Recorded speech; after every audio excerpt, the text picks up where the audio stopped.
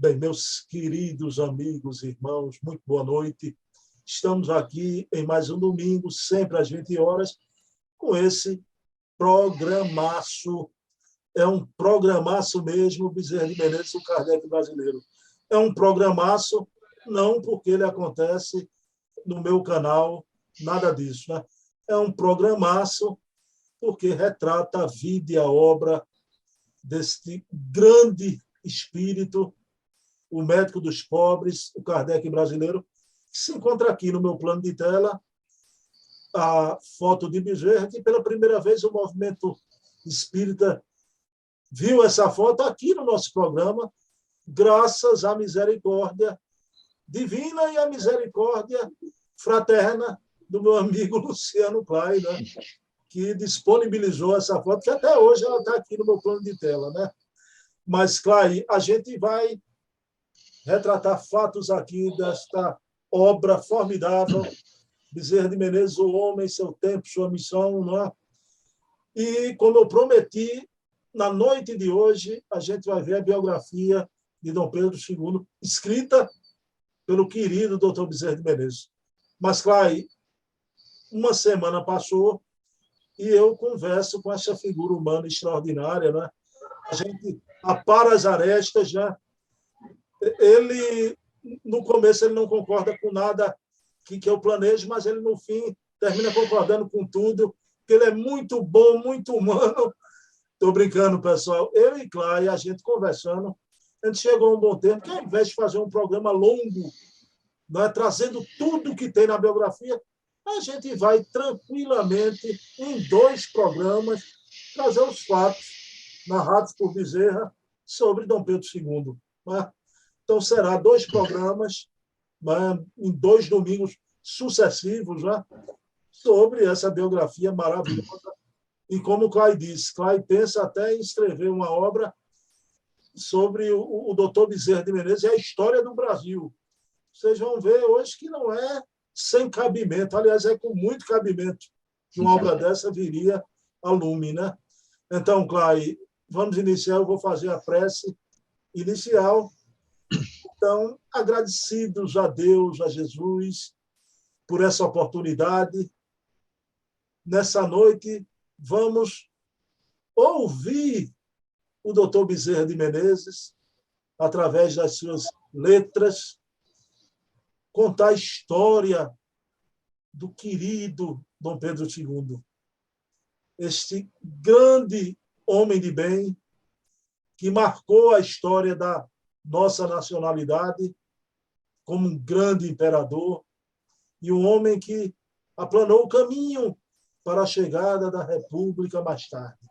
Então, agradecidos a Deus e a Jesus por esse momento tão especial, iniciamos o nosso programa da noite de hoje. Luciano, tudo bom, Luciano? Como é que estão as coisas aí em Fortaleza? Tudo em paz, meu querido. Muito calor por aqui, né? Acredito que aí também, pertinho. E o tempo flui rápido. Estamos já em dezembro, meu irmão. No primeiro domingo do mês de dezembro. Então, é um momento também de muita reflexão, em que vencemos mais uma etapa, um ano de tantas turbulências que fazem parte da nossa caminhada, mas que certamente se nos apresenta rico de aprendizado. Então, é um motivo para mim, meu irmão querido, de muita alegria, faço essa revelação, digo sempre isso com toda a franqueza do meu coração. Para mim é uma expectativa boa ficar naquela espera do nosso encontro semanal para iniciar mais uma semana falando de figuras importantes do nosso movimento, particularmente desse que nós dois amamos, que é o nosso Dr. Bezerra de Menezes. Então, muito obrigado pela oportunidade que você nos dá. Luciano, deixa eu revelar os bastidores aqui, que o pessoal gosta disso também, viu, Luciano? Então, a gente tem que revelar um pouquinho. Pessoal, às vezes eu e Clay, quando a gente entra aqui no aplicativo, a gente começa a conversar, a gente conversa mais até do que o tempo do programa.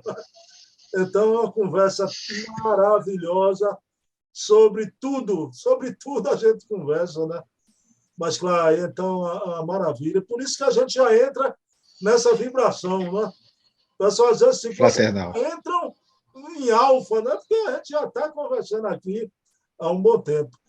Mas, Luciano, deixa eu lhe contar uma coisa que eu fiquei muito emocionado no programa de ontem, sábado, né?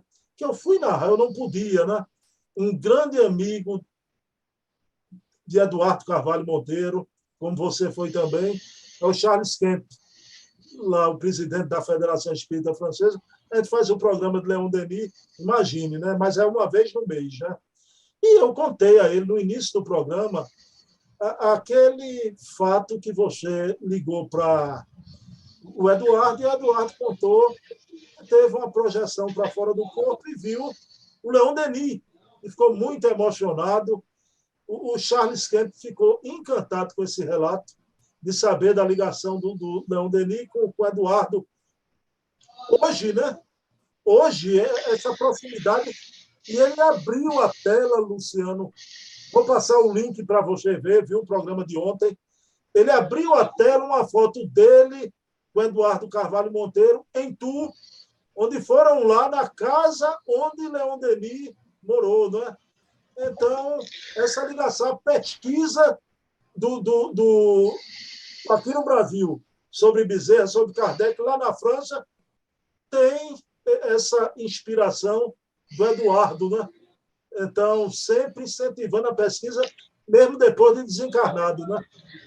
Sem dúvidas. E o Charles era um nome, eu me lembro muito bem, nas conversas que tínhamos com o Eduardo, constante, que eu ouvia dos lábios dele, né? Até pelos contatos que ele tinha com companheiros da Europa, né? O Charles, na época, se não me falha a memória, morava aqui no Brasil, mas ele, através desses amigos, na França, inclusive, fez essa pesquisa sobre Leon Denis. Há trabalhos do Eduardo, inclusive também uma pesquisa substanciosa que depois ele publicou num dos livros biográficos, não foi só um livro, foram vários livros sobre Leon Denis, artigos, e em que ele trabalhava mais a questão da ação de Leon Denis na maçonaria, né? Então, realmente, Eduardo é uma pessoa das mais incríveis que Deus me permitiu conhecer na presente jornada. E, realmente, esse fato, essa experiência de quase morte por ele vivido, ele contou a outras pessoas também, mas tivemos a oportunidade de ouvi-lo e, embargando a voz, emocionado, pouco tempo antes dele retornar ao mundo espiritual.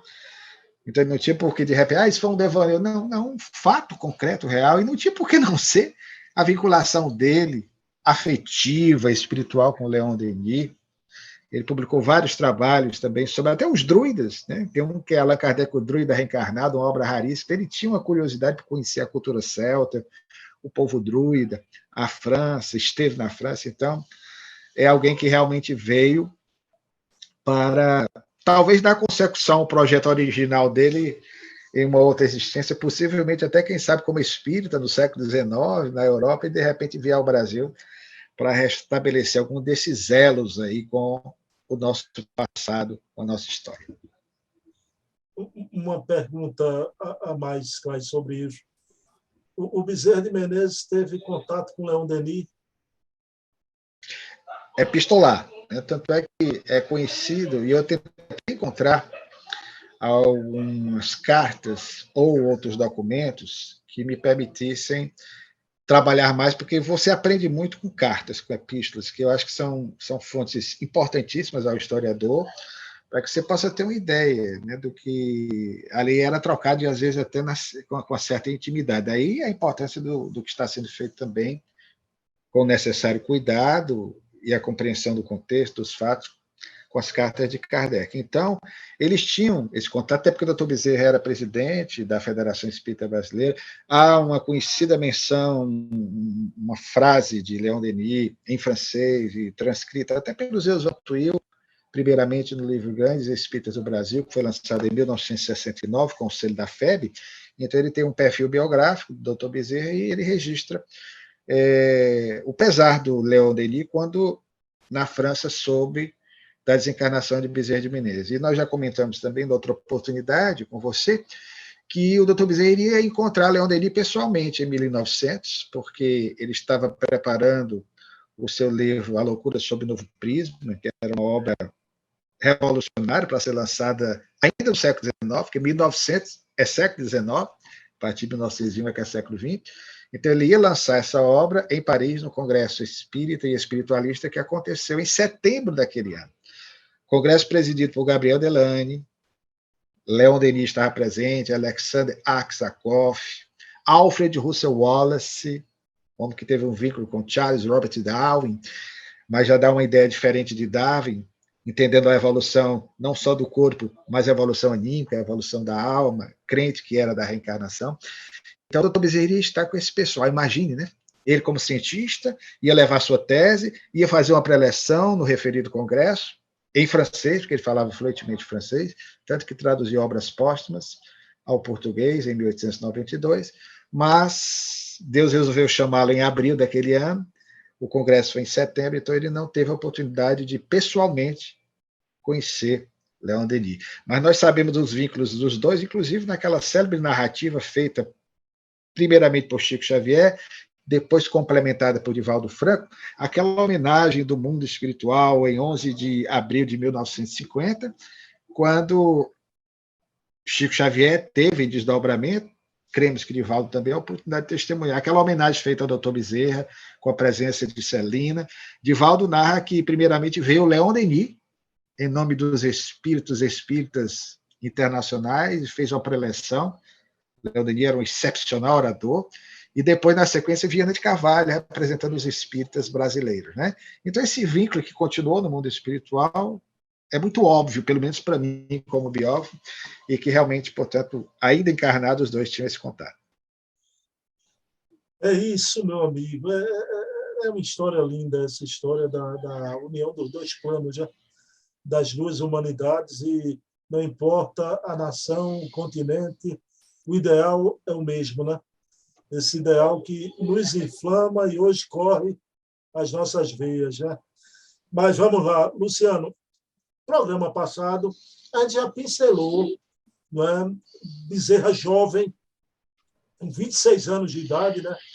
Já despertando historiador, mas hoje a gente vai entrar na biografia.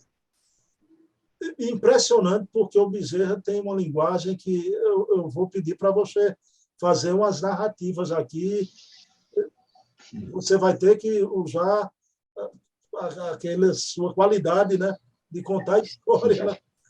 Mas, Luciano, 1790 foi quando começou a surgir os primeiros vagidos do povo por liberdade, né, e por independência. Agora, por quê? Eu queria que você explicasse para a gente.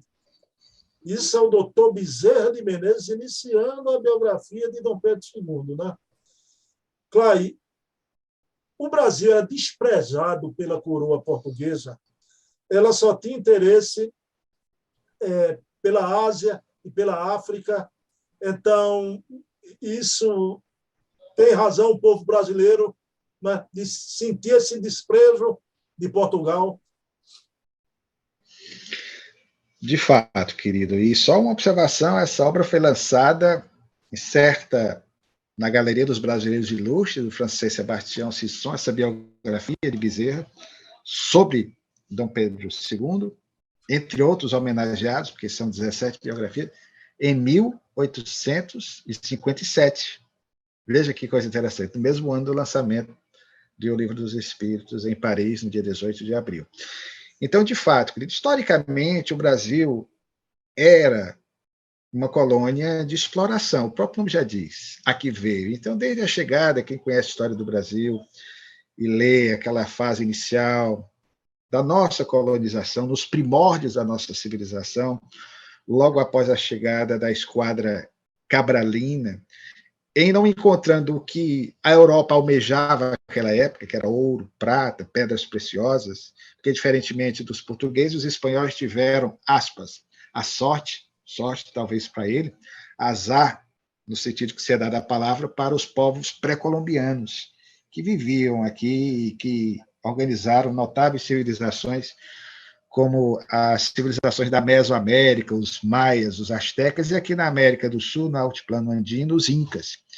que trabalhavam o ouro, pedras preciosas, o que era algo que os europeus, entre eles os próprios portugueses também, ambicionavam dentro da política do metalismo. Então, eles iam com esse fito, com esse objetivo, com essa finalidade. Chegando no Brasil, em 1500 não tinha nada, tanto é que o Brasil ficou nos seus primeiros 30 anos praticamente ao Deus dará, abandonado, e para não perder aquele território, já depois da definição pelo Tratado de Tordesilhas, que é de 1494, celebrado entre Portugal e Espanha, para ver com qual parte ficaria a terra brasileira ou portuguesa e a espanhola. Depois o Brasil, os bandeirantes foram, para nossa felicidade nesse aspecto, desrespeitando e entrando nos limites, formaram o que o Brasil é hoje no decorrer do tempo.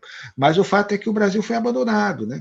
Ficou ali durante muito tempo, aí houve a necessidade de fazer uma prática inicial econômica, que foi uma prática predatória do pau-brasil, nós não chamamos nem de ciclo econômico, que propriamente não teve uma importância muito grande. Aí depois, sim, já no século XVII, principalmente na sua região, em São Vicente também, é que nós vamos ter o ciclo da cana-de-açúcar. Este, sim, o primeiro ciclo econômico, que foi algo que aí desperta a atenção de Portugal, pelo retorno desse produto, que era um produto indispensável na Europa, sobretudo a partir da transição da Idade Média para a Idade Moderna. O produto também trouxe alguns malefícios para nós, como, por exemplo, os problemas dentários, né?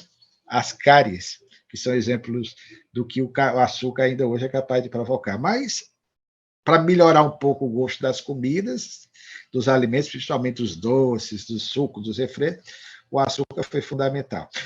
Então, nós vamos esse primeiro grande ciclo. O segundo grande ciclo, aí já se aproxima a esse período que você cita da narrativa do nosso biógrafo, Bezerra de Menezes, biógrafo Dom Pedro II, historiador, que é o ciclo seguinte da região das Minas Gerais, que vai ter esse nome exatamente por causa disso. No final do século XVII, e sobretudo no início do XVIII, o Brasil vai ter o ciclo da mineração, normalmente o ouro, na região das Minas Gerais, cujo resultado nós temos hoje ainda identificado historicamente para quem visita aquelas cidades históricas de Vila Rica, Mariana, Sabará, entre outras tantas mais. Então, de fato, querido, o Brasil vivia nessas condições e a metrópole Portugal voltava o seu olhar às outras colônias que talvez de imediato lhe pudesse dar algum retorno, porque lembremos que Portugal foi um grande colonizador no entorno ali da África, né?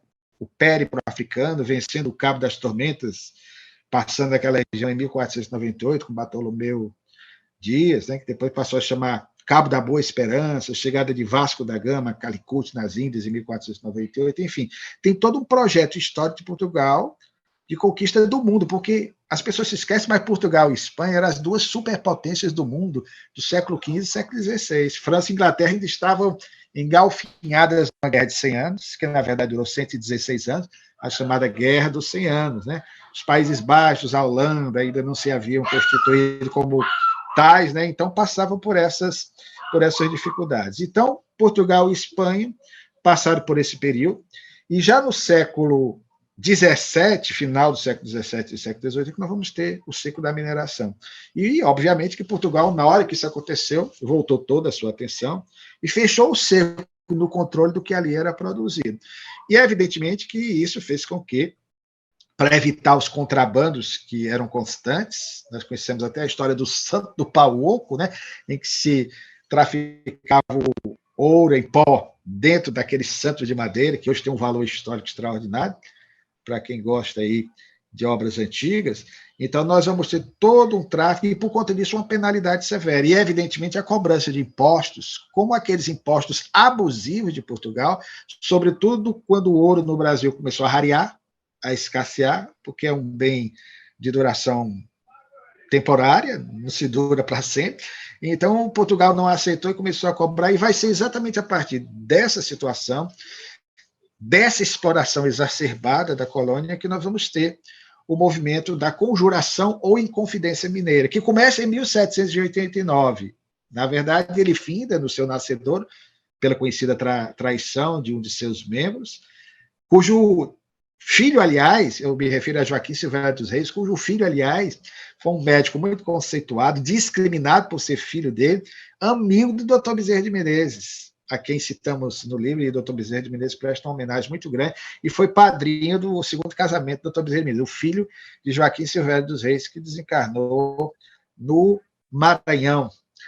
E o fato é que vai ser traído o nosso Joaquim José da Silva Xavier, a figura mais proeminente, mais lembrada como um Marte, um proto-Marte, vamos assim dizer, da nossa independência, mas entendamos que, ao fazer menção a esse fato, e aí pontua 1790, né, que é um marco mais preciso, para não dizer 1789, porque 10 anos após nós vamos ter uma outra conjuração na Bahia, nós entendamos que essa tentativa de separação de Minas Gerais, nesse projeto histórico, e não deixa de ser espiritual, na visão que o Espiritismo nos permite ter a respeito da destinação histórica do Brasil no mundo, mas era uma proposta de independência política, não do Brasil, não do país como todo, mas especificamente da região das Minas Gerais. Eles queriam tornar aquela região independente de Portugal, baseados, inclusive, nos ideais sobre os quais nós falamos no encontro passado, norte-americanos, os ideais libertários, iluministas de Benjamin Franklin, de George Washington, e especialmente o genial Thomas Jefferson, cujas obras eram lidas pelos conjurados, pelos inconfidentes. Então, Tiradentes, que vai ser, na verdade, aquele que vai ser morto dentre os outros condenados ao degredo, ao exílio, o Cláudio Manuel da Costa, que desencarnou na prisão, enforcado. Alguns historiadores já aventam a possibilidade de ele não ter sido, não ter cometido suicídio, mas ter sido morto e simular um enforcamento. Mas o fato é que Tiradentes é quem vai responder por tudo isso, no episódio que nós conhecemos, hoje, feriado nacional do 21 de abril de 1792, quando ele será condenado à forca e depois tendo seu corpo e partes do mesmo espalhados aí ao longo de algumas estradas, esquartejado, né, portanto. Então, querido, essa iniciativa de implantar no Brasil uma república independente de Portugal era por conta dos abusos de fato, porque ninguém ia querer se tornar independente se tivesse tudo muito bem, se tivesse tudo numa boa. Era cobrança abusiva, exagerada, da exploração vigente, existente à época da metrópole portuguesa em relação à colônia do Novo Mundo, como era chamada a América. Bom, aí, Luciano Clay, eu tenho dentro de mim uma convicção, não é? Respeitando o livre-arbítrio humano, eu penso que Deus dirige a história, Luciano Clay. Deus dirige a história, né? Porque um fato vai se dar, o Napoleão vai invadir Portugal. Clay, e aí eu peço novamente, pessoal, adquira um livro, a biografia de Bezerra, porque olha, nem Clay consegue, eu nem pensar, mas eu acho que nem Clay consegue relatar com a beleza com que Bezerra de Menezes escreve, tá? Que é impressionante. A invasão de Napoleão a Portugal, o Bezerra descreve, né, a bandeira tricolor singrando os mares. Veja que a poesia de Bezerra, né? A bandeira tricolor, que não é nem a do meu Santa Cruz, nem a do ferroviário de Luciano, né? A bandeira da França. Mas, claro, alguns historiadores, né, aventam que aquilo foi uma jogada de mestre, mas foi uma fuga mesmo, né? O Dom João VI vem para o Brasil, chega em 1807, né? Em 1815, eu queria que você situasse isso para a gente, o porquê o Brasil foi elevado à categoria de reino. E em 21, Dom João VI volta para Portugal, deixando aqui o príncipe herdeiro, né? Então, esse pedacinho da história, Deus dirigindo a história, Napoleão invadindo Portugal e a vinda É fato, querido. para cá, mais tarde deixando o príncipe herdeiro. É fato. Eu diria para você que Deus escreve certo por linhas certas, não são nem tortas, não. Isso tudo faz parte do processo histórico. Mas é muito interessante. Sobre a questão dessa veia do nosso homenageado, dessas lives domingueiras, né? Nosso doutor Bezerra de Menezes, era ali talvez o prenúncio do que mais tarde ele se tornaria, já quando espírita, um romancista. Porque ali você vê o romancista nascendo. Então ele usava algumas metáforas, tinha um estilo próprio de narrativa, como você coloca, que é envolvente. E, é claro, o historiador de hoje tem alguma restrição às biografias do século XIX, como é que elas eram escritas, né? Muitas vezes enalteciam os personagens, mas era o estilo da época. Então, no tocante ao que você nos pede para falar sobre esses episódios envolvendo Napoleão Bonaparte, essa figura emblemática, controvertida da história, isso vai se dar exatamente a partir do momento em que Napoleão, depois do célebre 2 de dezembro de 1804, quando ele se autoproclama imperador, depois de ter feito um excepcional governo na fase inicial da sua governança, da sua administração, que foi no período do chamado consulado, é curioso porque isso tudo passa por uma etapa, sob certos aspectos, semelhante ao que aconteceu com Júlio César na fase da República Romana. Júlio César não foi imperador, porque era na fase da República Romana. Então, como ele chega ao poder, de 2 cônsules ele se torna um, depois do triunvirato, ele vai se tornar, portanto, ditador da República Romana. Então, Júlio César foi ditador, alguns dizem que ele foi imperador. Não, imperador é depois, porque o império começa com Augusto, sobrinho neto de Júlio César, a partir de 27 a.C. Até então era o período republicano, que é de 509 a 27 a.C., 500 anos praticamente. Então, alguns tentam observar, e eu não descarto essa possibilidade, embora essas informações até mediunicamente já foram passadas, que Júlio César e Napoleão Bonaparte seriam um e a mesma pessoa. Né? Curiosamente, ele lia as lutas de Napoleão, de Júlio César, as obras de Napoleão, até as estratégias de batalhas, Napoleão era curioso quanto a isso. Pois não, querido? Luciano, o Divaldo tem uma palestra, né, Providência Divina, que eu tenho, não só o Júlio César, que ele foi Alexandre o Grande, Júlio César e Carlos Magno, né? 3 encarnações. Só que eu vou dizer uma coisa, pessoal, quando a gente trata de reencarnação, sem a encarnação que traz a chancela das coisas inatacáveis é a de João, né? Como João Batista, porque é dita por Jesus. Né? Mas, eu conheci uma moça que fez parte da diretoria da Federação Espírita do Estado do Amazonas. Né? Mas é só uma coisa interessante, e isso aí eu quero colocar a título de uma conversa despretensiosa. Ela disse que o Divaldo, participando numa reunião lá com o pessoal da Federação Espírita do Estado do Amazonas, né? Então se referiu ao querido Mikhail Gorbachev como sendo a reencarnação de Napoleão na Terra. Né? Eu jamais vi Divaldo dizer isso. Então, isso é uma pessoa séria, que fez parte da diretoria da Federação Espírita do Amazonas. Agora, o que o Luciano está dizendo, isso é confirmado por Divaldo, não é, Luciano? Alexandre, Júlio César e Carlos Magno. Né?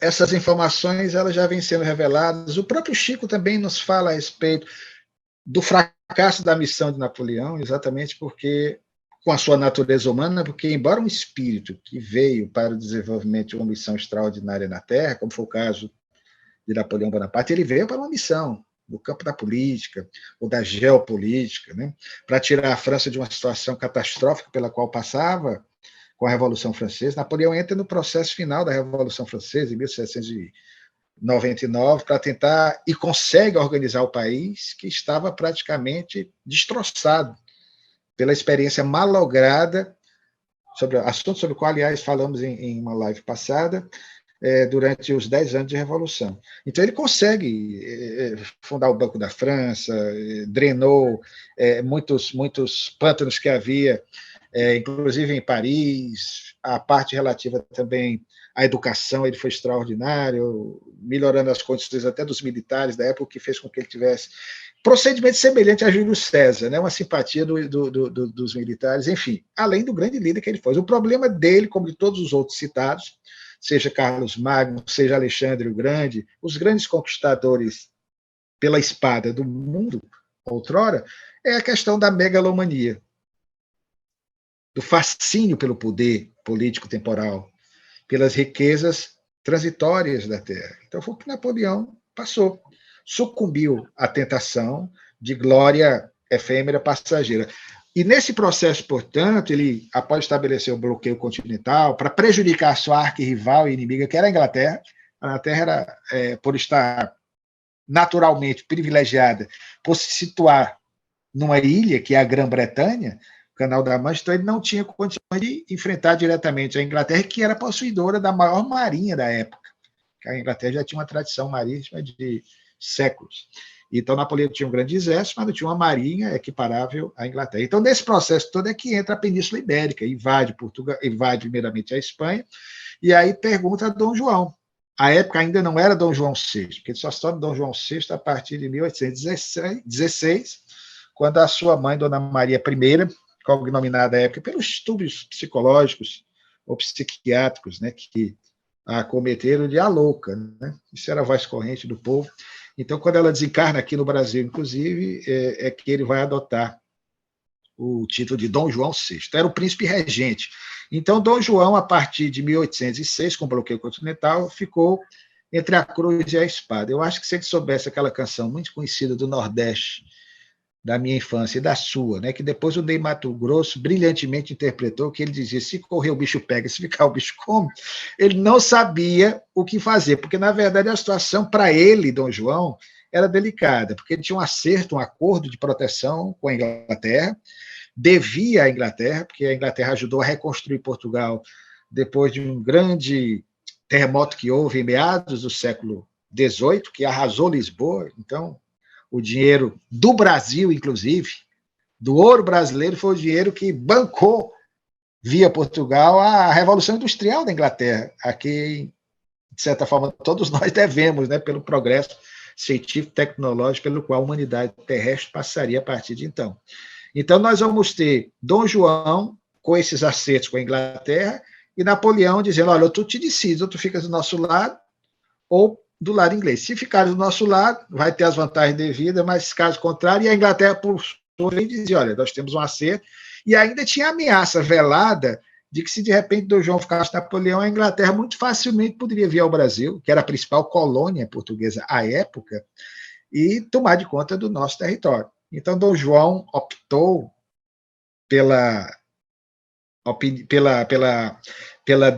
tomou a decisão que para ele talvez fosse a mais acertada, né, pela Inglaterra, e aí os ingleses escoltaram, né, a esquadra portuguesa, que demorou um bom tempo para chegar no Brasil, sai lá em 1807, e aqui chega na Bahia, primeiramente, em Salvador, e depois para o Rio de Janeiro, em 1808, né, no célebre 1808.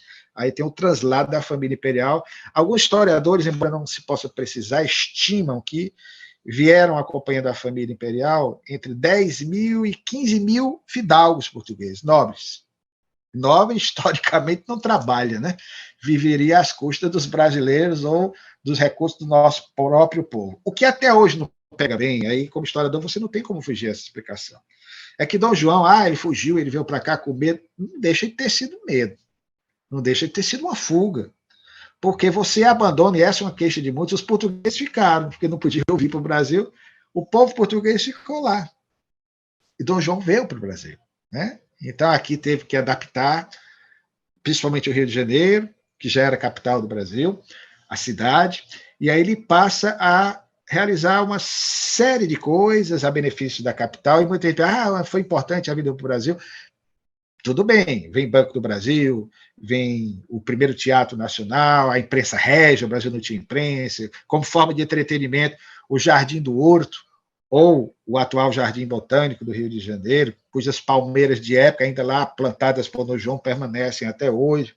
Nós vamos ter também o Museu Imperial, que é de 1818, que, por uma coincidência estranha do destino, em 2018, exatamente 200 anos após o museu, pelo descuido nosso, o nosso descaso nacional para com a memória, com a nossa cultura, com a preservação dos nossos valores, as coisas da nossa gente, o museu pegou fogo.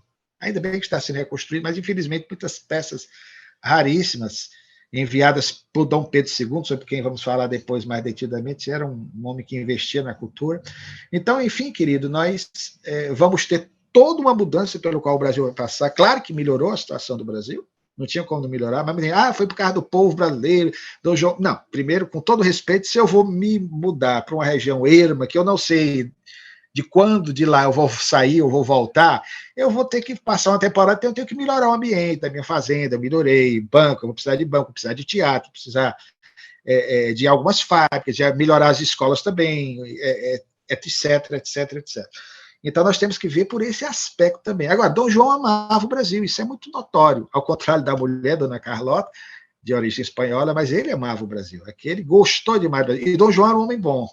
Inclusive, Dona Leopoldina gostava muito dele, né? Tinha uma identidade assim espiritual com Dom João, mais tarde Dom João C. Já nem tanto com Dona Carlota ou as irmãs de Dom Pedro, que tinham um comportamento bem diferente.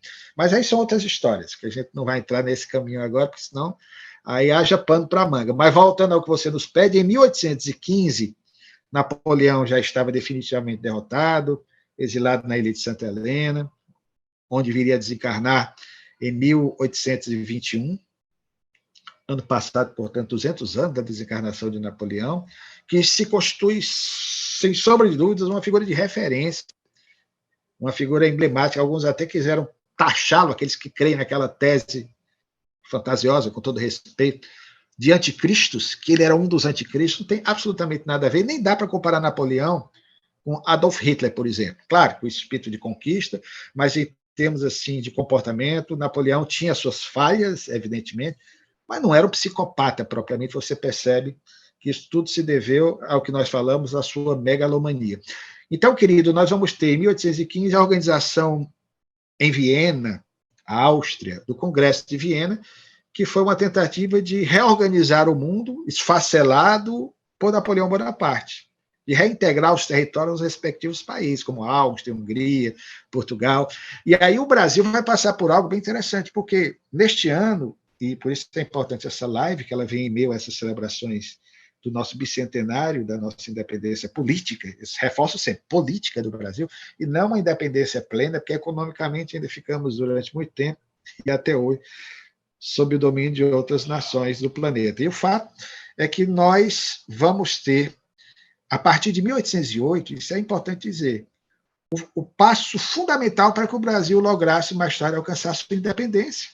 Porque a partir de 1808, com a mudança da família real, o Brasil já não era mais, Bruno, colônia.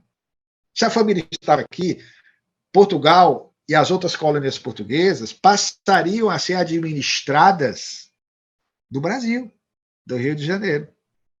Então, o nosso passo a passo da independência começa a partir daí. O Brasil agora vai ter um status que ele nunca teve até então, de uma nação independente que vai diretamente intercambiar, conversar, dialogar com o mundo. Então, nós vamos ter, querido, em 1815, por conta do Congresso de Viena, o Brasil, aproveitando a carona, porque Portugal queria participar, para definir os rumos do próprio país, Portugal, que agora retirava Napoleão do seu território, ou os aliados de Napoleão, o general Junot e outros tantos mais, que tomaram, que conquistaram a Espanha e Portugal. Então, nós vamos ter agora Dom João participando, e o Brasil vai pegar carona, porque para que Portugal participasse, e ele estando no Brasil, ele tinha que elevar o Brasil à condição de reino. Se o Brasil fosse uma colônia, Dom João não podia participar. Então, ele eleva o Brasil. O Brasil, em 1815, já não é mais colônia, efetivamente. Nem sempre paramos para pensar. O Brasil é um país já independente, constituído. Era um reino unido a Portugal e Algarves. Algarves era a região sul de Portugal, que hoje faz parte de Portugal. Então, eram 3 em 1. Como você tinha o Reino Unido na Grã-Bretanha, o Brasil era muito comum naquele período, você tem os Reinos Unidos, né? Então, você tinha um Reino Unido. Então, eram 3 votos que participariam para definir os destinos do Congresso de Viena. Então, é a partir daí que nós vamos ter, como você nos pede, a explicação nessa narrativa, que toma um pouquinho de tempo, né? Hoje é história pura, mas para que nós possamos perceber também que tudo tem uma razão de ser para a própria história espiritual da nossa pátria, para a inserção do Dr. Bezerra de Menezes, sobre quem vamos falar, e já falamos do seu nascimento nos anos 1830, mas para entendermos a chegada do nosso homenageado dessas 2 lives dominicais, que é uma figura extraordinária, que eu, particularmente, como historiador, não como espírita, digo sempre aos meus alunos, foi o maior administrador da história do Brasil de todos os tempos. Dificilmente aparecerá outro igual. Dom Pedro II, porque ninguém fez tanto pelo Brasil, ninguém amou tanto o Brasil quanto ele, mas isso a gente fala depois. E o fato, querido, portanto, é que em 1821, por conta de um movimento que houve em Portugal, uma revolução liberal, a Revolução do Porto.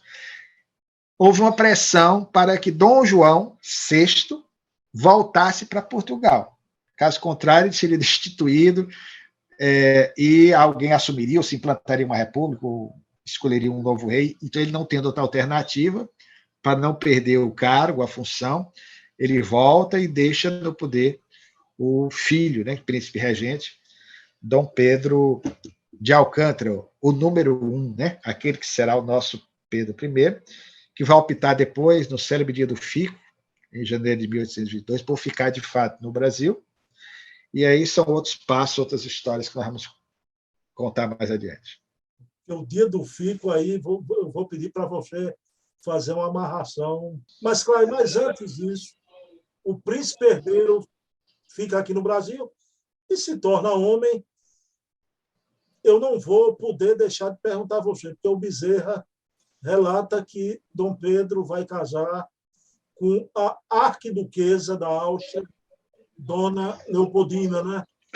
E eu queria que você falasse um pouco sobre essa mulher extraordinária, né? Que, aliás, era cunhada de Napoleão Bonaparte, porque a segunda esposa de Napoleão, não a Josefina, mas a segunda esposa, Luísa, era irmã dela, então tinha esse parentesco, esse vínculo, né? Então Dom Pedro seria concunhado. Então, na verdade, ele se casa. Naquela época, os casamentos eram por interesse político, eles nunca se haviam encontrado anteriormente, mas ela recebeu um broche, se bem que naquela época não havia fotografia, com o retrato de Dom Pedro, e por aquele broche, dizem os seus biógrafos, ela se apaixonou.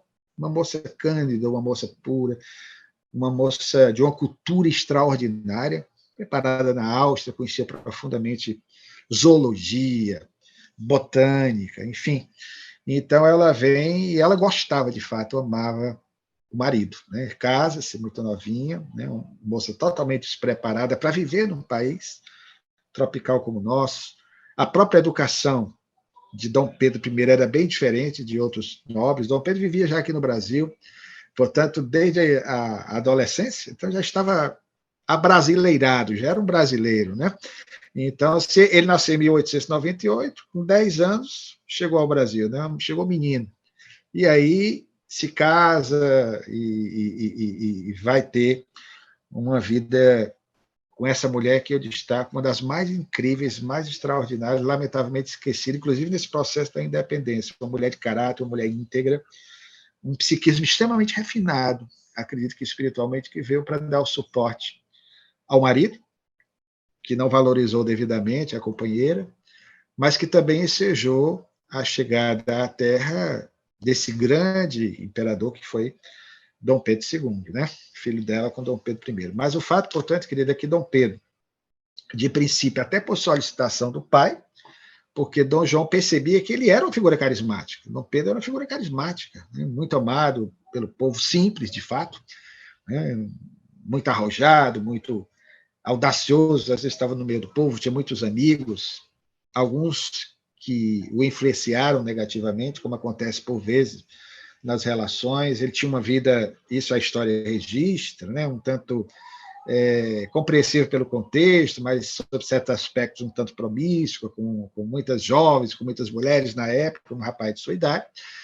Mas o fato é que o pai, na iminência de voltar para Portugal, percebe que ele era querido e que talvez ele pudesse ser aquele elo de continuidade para o projeto inicial de Portugal, e que aí sim, eu destaco também, tinha uma percepção na nossa leitura como espírita, espiritual, para que o Brasil mais tarde se tornaria. Então pede para que ele fique.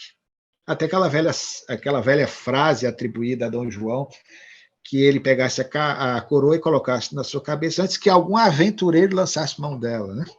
Então, o célebre dia do Fico, né, festejado amplamente pelo povo, 9 de janeiro de 1822, há 200 anos, portanto, algo simbólico nesse sentido. E em 1822, aí vem o 7 de setembro, né, que também é mencionado pelo nosso historiador, lembrado nesta live, Bezerra de Menezes, data que nós recentemente relembramos em face exatamente do 7 de setembro deste ano, quando completamos aí 200 anos fechados da nossa independência política. Aí tem todo aquele envolvimento, o grito nas margens do Ipiranga, a história de São Paulo, porque é que foi em São Paulo, como é que Dom Pedro estava, aquele quadro que nós conhecemos do Pedro Américo, que é um quadro pintado muito depois do fato. Então não foi bem daquele jeito, até porque Dom Pedro, aí tem a história, eles não andavam longas distâncias em cavalos brancos, ele não usaria aquela roupa de gala que ele está com a espada em punho, numa região que era quente e na época chovia bastante. Eles andavam normalmente em mulas a longa distância, ele já estava vindo de Santos, ali o envolvimento que ele passou a ter também com a célebre amante, está nos livros de história, a Domitila de Castro, a Marquesa de Santos, título dado por ele a ela, né? E algo que fez sofrer muito a dona Leopoldina, e alguns historiadores até aventam a possibilidade de ter também contribuído para o agravamento do seu estado de saúde, que a levaria à desencarnação na década de 1820. Então, portanto, querido, nós vamos ter aí Dom Pedro, nesse ato do Grito do Ipiranga, que foi importante para nós, divisor de águas, né? Tornando-se o nosso primeiro imperador, um projeto inicial de uma Constituição, porque ele precisava conduzir os destinos do nosso país, mas aí já nesse processo, meu querido, o que aconteceu com Napoleão parece que aconteceu com Dom Pedro, porque Dom Pedro tinha essa tendência a uma postura, porque isso era contextual, absolutista, por seu autoritarismo. Então, a primeira Constituição que viria não veio, e veio a segunda, que é a Constituição imposta por ele, Constituição outorgada. Então, ele passa a governar com pulso firme durante esse período, e aquele homem que, durante muito tempo, se tornou querido do povo, carismático, vai começar a ser rejeitado, e nós vamos ter uma série de rebeliões, inclusive em algumas regiões, como no norte do Brasil, à época chamada do nosso Nordeste, e a região onde você hoje vive, e aqui eu vivo, Pernambuco e Ceará, vão se organizar para romper com o Brasil de Dom Pedro I na célebre Confederação do Equador, na qual participaria de forma atuante, do lado dos confederados, o avô paterno, Dr. Bezerra de Menezes. Luciano, você me fez lembrar agora, viu, de Braulio Tavares, de Campina Grande, e Lenine, esses dois compositores que escreveram aquela poesia que virou música, né? Imagine o Brasil ser dividido e o Nordeste ficar independente, né? Você com a Confederação do Equador aí, meu amigo Clay, aí veja bem, não relativize, não diga que é coisa da época, da escrita da época, porque, Clay, o Bezerra de Menezes vai descrever agora. Olha, eu não vi isso nem em Brasil, Coração do Mundo, Pátria do Evangelho. Não é? Ele diz que é um marco para a nacionalidade, né? Luzes vão jorrar para o Brasil a partir dessa data. Eu queria que meu amigo Luciano Clay falasse sobre a data do 2 de dezembro de 1825, que o Bezerra diz que, a partir daí, a psicosfera da nação é outra de agora em diante. Né? Que data é essa, Clay? 2 de dezembro de 1825. Nesta semana, né, aniversariou nosso segundo imperador, né? Dia 2 de dezembro. Que coincidência, né, Clay? A gente aqui... Coincidência, né? Nessa semana, nesse mês tão especial pela tradição, né? O período do Natal, 2 de dezembro, que Napoleão se autoproclamou em 1804, imperador da França, mas aí no outro contexto. Aí, de fato, é a data de nascimento de Dom Pedro II. E você percebe a admiração que ele, Bezerra, tinha, e eles tinham quase a mesma idade, né? Um nasceu em 1825, o outro, diferença de 6 anos, 1831, eram crianças, então o que se aplicava a um vai se aplicar ao outro. Aquilo que eles vão perceber do Brasil, e tanto um quanto o outro, mesmo em alguns momentos, Bezerra estando num lado oposto, o que era compreensível pela política da época, quando só havia 2 partidos, diferentemente de hoje, que nós temos 1, 2, 3, 30, 50, 100 partidos políticos, naquela época eram 2, depois apareceu o Partido Republicano, mas Bezerra tinha uma admiração profunda por Dom Pedro II. Então, realmente, é impressionante essas narrativas que ele faz, Bruno, porque não é só nessa biografia, não, mas é interessante porque eu encontrei um discurso do Dr. Bezerra de Menezes na Faculdade de Medicina, antes da conclusão do curso, numa revistinha O Acadêmico, e essa mesma leitura que ele faz da espiritualidade, você jura que é um espírita, e na época o espiritismo nem havia sido lançado na Terra por Allan Kardec, isso foi antes de 18 de abril de 1857, você jura que é um espírita falando. Então, esses cacoetes de linguagem, essas coisas, é o ato falho, né, para demonstrar o espírito grande que o Dr. Bezerra de Menezes é. Então, de repente, ele faz essa narrativa, talvez escrevendo aquilo ali sob inspiração, ele era extremamente intuitivo, ele faz um registro que lembra até mais tarde o que o maranhense Humberto de Campos viria trazer para nós no livro Brasil, Coração do Mundo, Pátria do Evangelho, né?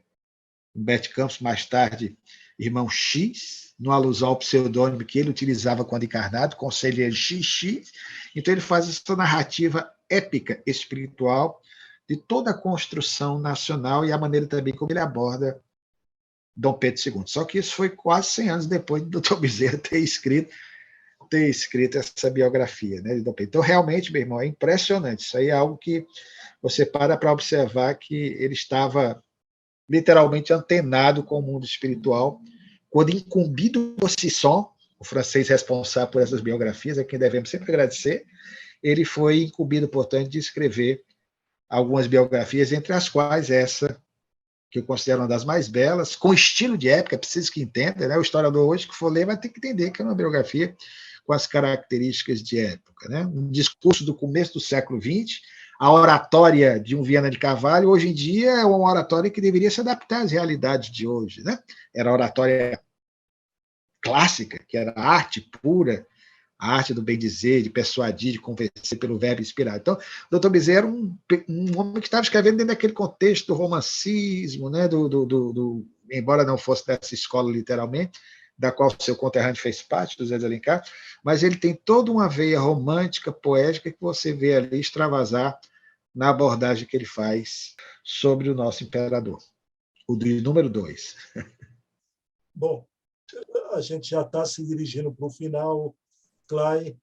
Eu queria indicar também, quem não leu, leia Brasil, Coração do Mundo, Pátria do Evangelho, e vai compreender que Dom Pedro veio à Terra, veio ao Brasil, sob determinação de Jesus, do Cristo de Deus. Já. Luciano, o final nasce Dom Pedro II, o pai se perdendo no absolutismo. E para finalizar, porque o próximo programa a gente vai cerrar o foco realmente em Dom Pedro II, né? Luciano, o pessoal de 22, os heróis da independência de 22, começaram a estranhar que Dom Pedro I começou a mudar todos os ministros e colocando no lugar, para surpresa de todo mundo, né, o pessoal que foi contra a independência na época. Né? Então, imagine o povo. Né? Dom Pedro estava cercado, naquele momento, por homens que eram considerados pelo povo criminosos de lesa pátria. Né? E o pior, porque aí eu queria que você explicasse para a gente a indignidade de Dom Pedro. Aqueles heróis de 22 vão ser retirados da cena pública, Clay, e vão ser levados a galeões, né, para as praias perdidas e distantes. Né? É muita indignidade de Dom Pedro fazer isso com seus companheiros, os heróis de 22, para a gente fechar esse programa de hoje nesse episódio aí tão triste. É verdade, querido. E você percebe o mais interessante, porque há um envolvimento direto do autor do texto, da biografia, que é o nosso Bezerra de Menezes, com esse episódio, ou com esses acontecimentos. De fato, Dom Pedro vai mudar totalmente a sua maneira de pensar e de ser, algo muito comum num mundo como o nosso, por conta da política partidária, que na época não havia nem propriamente partidos políticos no Brasil constituídos, que vão se desdobrar mais adiante, mas já havia os chamados vinculados ao Partido dos Brasileiros, ao Partido dos Portugueses.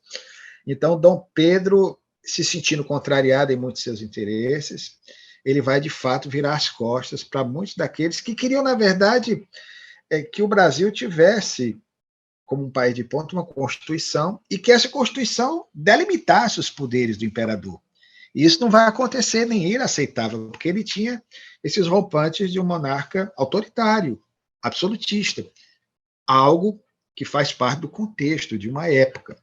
Então, nós vamos ver Dom Pedro agindo assim. Ele tinha, de fato, essas posturas. Mais tarde, inclusive, foi até mais grave com José Bonifácio, o homem que, ao lado da esposa, foram os dois grandes mentores desse processo da nossa independência política e que ajudaram na fase inicial do seu governo, devido às advertências de José Bonifácio, claro, questões também de natureza política, ele afasta José Bonifácio, que se demite, na verdade. Depois ele praticamente exila Bonifácio, e no final da existência aqui no Brasil, da sua atuação, antes da renúncia, em 1831, aí ele se lembra do José Bonifácio e vai buscar o José Bonifácio para ser o tutor do filho que vai ficar no Brasil. Cenas dos próximos capítulos. Mas o fato, querido, portanto, é que o doutor Bezerra sabia isso. E é interessante que na narrativa, que ele vem elogiando muito Dom Pedro, aí ele para um pouco, porque não tem como elogiar. Porque Dom Pedro não tem o que justificar. Ele foi realmente extremamente, principalmente em relação ao Nordeste, à época Norte, repetimos. O movimento da Confederação do Equador, iniciado em Pernambuco, com a participação do Ceará e de outras províncias do Nordeste, era exatamente uma demonstração patente da insatisfação, do descaso da coroa, no caso, sediada no Rio de Janeiro, em relação a essas regiões, que eram obrigadas a pagar impostos, e os benefícios eram auferidos pelos que viviam no eixo Rio-São Paulo-Minas.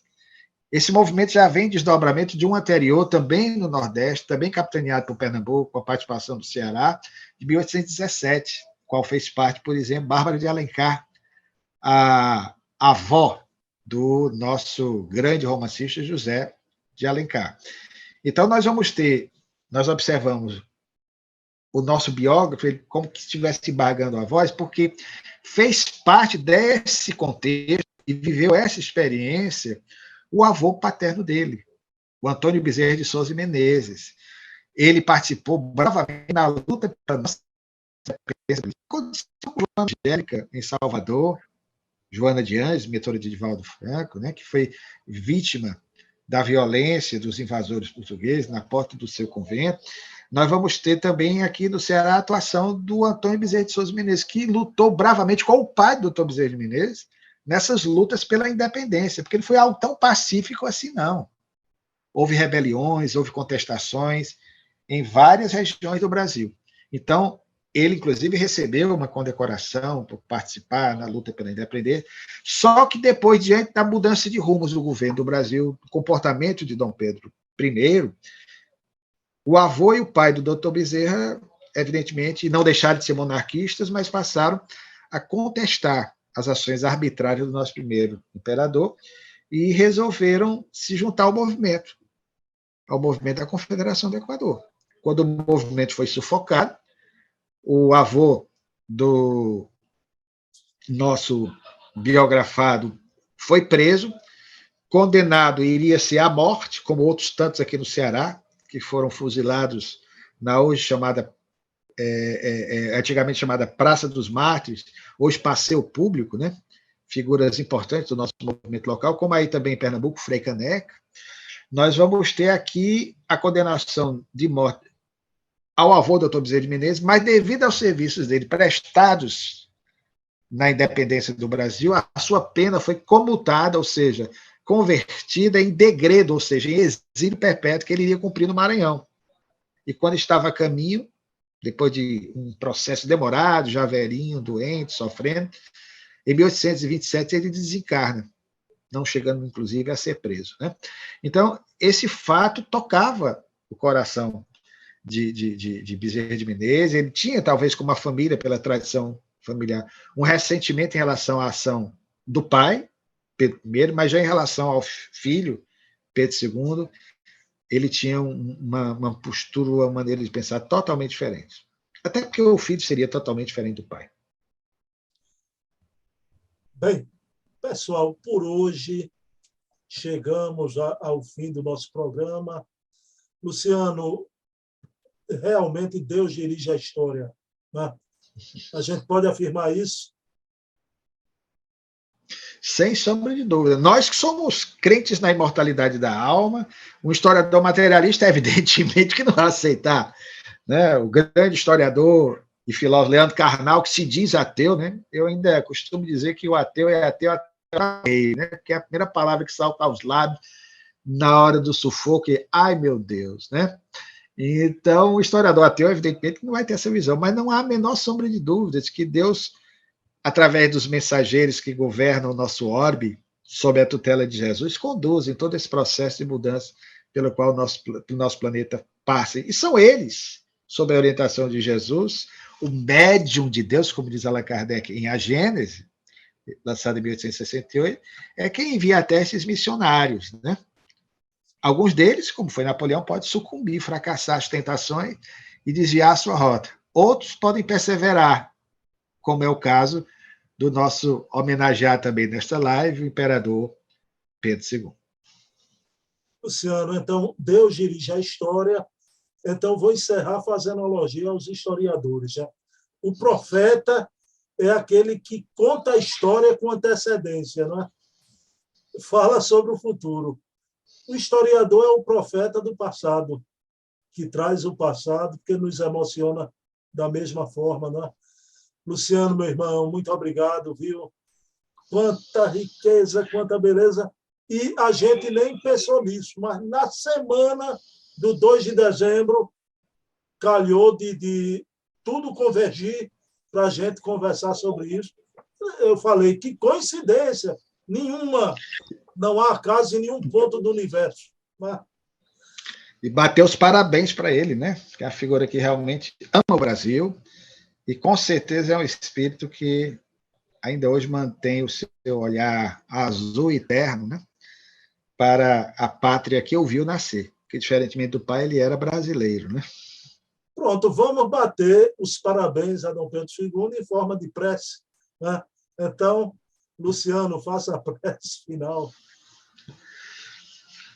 Amado Jesus, neste clima de fraternidade e alegria, nós queremos uma vez mais te agradecer pela oportunidade de conversarmos sobre assuntos que, de certa forma, elevam o nosso espírito, permitem que nós compreendamos sobre a inspiração dos benfeitores espirituais, na perspectiva do espiritismo, tudo quanto acontece ao longo da nossa caminhada espiritual.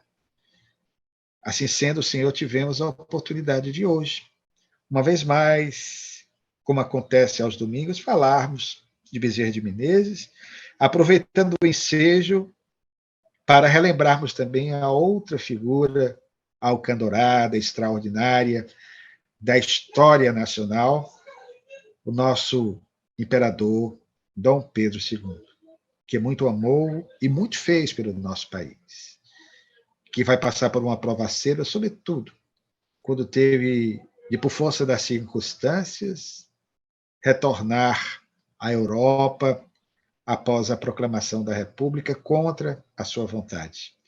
Que esse espírito possa receber nesta semana em que é relembrado também o seu natalício, as nossas vibrações de carinho, de afeto e de gratidão. Envolve-o e a todos nós, Senhor, nas tuas bênçãos de paz e de amor.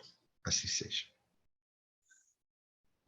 Bem, pessoal, então, encontro marcado, domingo que vem, 20h, a continuação dessa história, dessa biografia maravilhosa de Dom Pedro II, por Bezerra de Menezes, e encerrando, Luciano, isso é um cordãozinho de São Francisco de Assis, que eu dei de presente no dia 19 de abril, no aniversário de minha mamãe, ela já doente, na minha casa.